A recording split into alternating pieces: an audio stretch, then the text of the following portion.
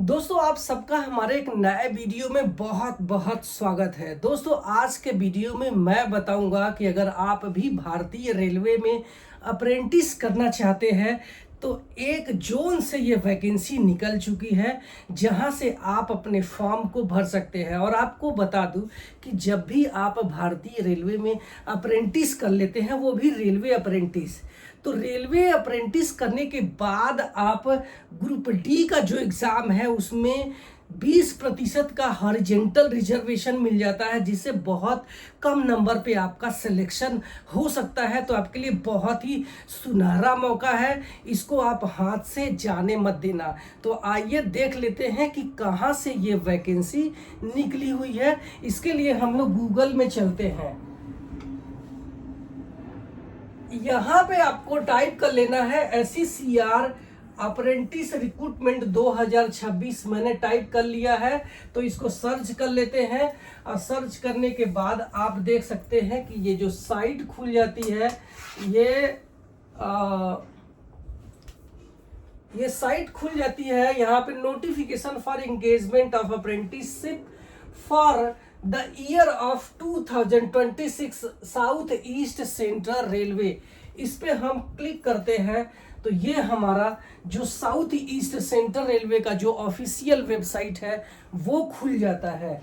इसके बाद जब यहाँ पे हम देखते हैं तो यहाँ क्लियर ये हाईलाइट हो रहा है, न्यू बिलासपुर डिवीजन से notification for engagement of apprenticeship for the year of 2026-27। तो इसमें आप हिंदी में भी इस नोटिफिकेशन को पढ़ सकते हैं, इंग्लिश में भी इस नोटिफिकेशन को पढ़ सकते हैं। हालांकि इस नोटिफिकेशन को मैं अपने टेलीग्राम चैनल पे डाल दूंगा, तो आप वहां पे भी जा करके पढ़ सकते हैं। तो आइए देख लेते हैं कि इस नोटिफिकेशन में क्या ऐसी खास बात है जिससे कि आप अपने फॉर्म को भर सकते हैं। तो ये हमारे सामने नोटिफिकेशन पूरा खुल गया है, जो कि साउथ ईस्ट सेंट्रल रेलवे कार्मिक विभाग मध्य रेलवे कार्यालय बिलासपुर से है।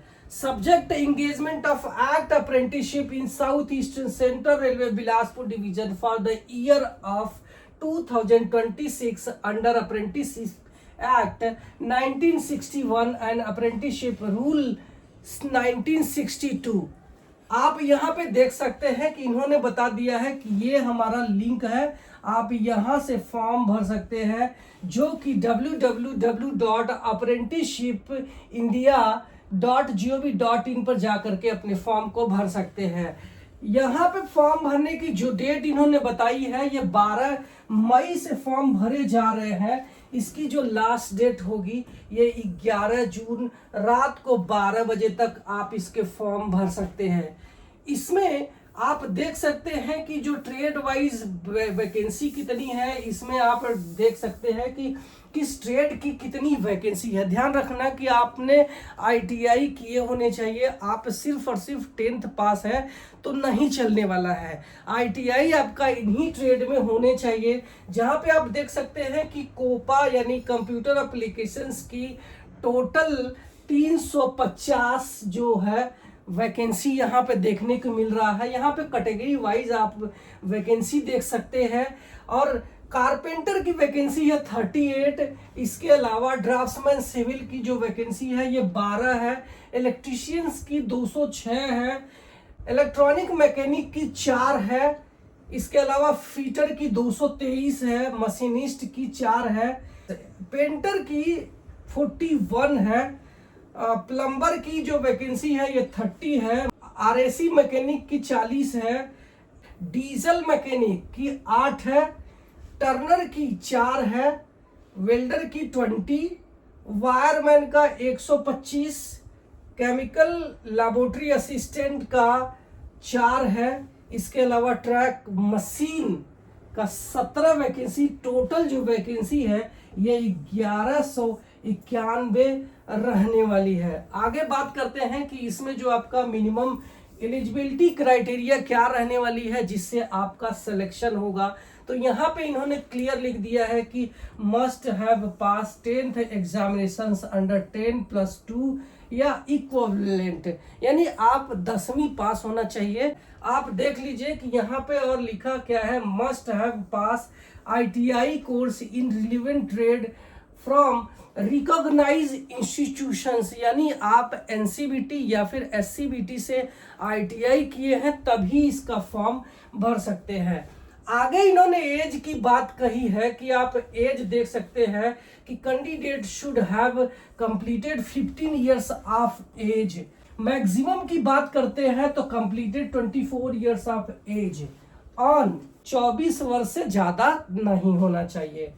अपर age limit is relaxable by 5 years for SC/ST candidate and 3 years for OBC और 10 years for ex serviceman and PWD, यानी अगर आप फिजिकली डिसेबल कैंडिडेट हैं तो भी आपको 10 साल की छूट मिल जाएगी, एक सर्विसमैन की भी आपकी 10 साल की छूट मिल जाएगी। Period of apprenticeship and stipend, the selected candidate will be engage apprentice and they will undergo apprenticeship training for a period of 1 year, मतलब आपको सिर्फ और सिर्फ ये 1 साल के लिए ही आपको ट्रेनिंग में लिया जाएगा। इसके बाद जब आपकी ट्रेनिंग कंप्लीट हो जाएगी आपको एक सर्टिफिकेट दे दिया जाएगा, NAC सर्टिफिकेट बोलते हैं उसको, नेशनल अप्रेंटिसशिप सर्टिफिकेट। उसके बाद आपको रेलवे से बाहर निकाल दिया जाता है। लेकिन जब आप रेलवे ग्रुप D का फॉर्म भरते हैं तो उसी समय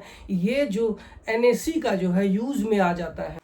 They will be paid stipend during their training as per the rule of state government of the Chhattisgarh, यानी कि आपको स्टेट गवर्नमेंट जो छत्तीसगढ़ का जो रूल है उसके अकॉर्डिंग ही आपको स्टाइपेंड मिलने वाला है, जो लगभग 8,000 के आसपास होता है। Criteria for preparing merit list in the selection. The following criteria prescribed for preparation of merit list selection, taking average of the percentage mark obtained by the candidate in both matriculation minimum 50%, यानी आप कम से कम 50% mark आपका 10वीं में है तभी इसका form भर सकते हैं, अदरवाइज नहीं भर सकते हैं। इसके अलावा आपने जो ITI एग्जामिनेशंस में कितना जो मार्क किया है, इन दोनों के मार्क को एवरेज करके एक मेरिट बनाई जाएगी और उसके बाद आपका जो है सिलेक्शन हो जाता है। यहाँ पे एक चीज इन्होंने मेंशन कर दिया है कि no field any other higher qualification, यानी अगर आपने ITI के अलावा डिप्लोमा किया है या फिर आपने BTech किया हुआ है तो इस अप्रेंटिस वैकेंसी में आप अप्लाई नहीं कर सकते हैं। इसके अलावा आपको फॉर्म भरते समय कोई भी क्वेरीज है, कोई भी डाउट है तो आप इस नंबर पर जो इन्होंने मोबाइल नंबर दिया है तो इस पे आप 10 बजे से लेकर के शाम को 6 बजे तक कभी भी कॉल करके पूछ सकते हैं अगर आपको कोई भी डाउट है। तो इस तरीके से आप भी रेलवे से अप्रेंटिस कर सकते हैं। उम्मीद है कि ये वीडियो आपके लिए हेल्पफुल लगा होगा और जो लोग रेलवे से अप्रेंटिस करना चाहते हैं उनको जल्दी से जल्दी ये वीडियो जरूर से जरूर शेयर करना। Thank you so much.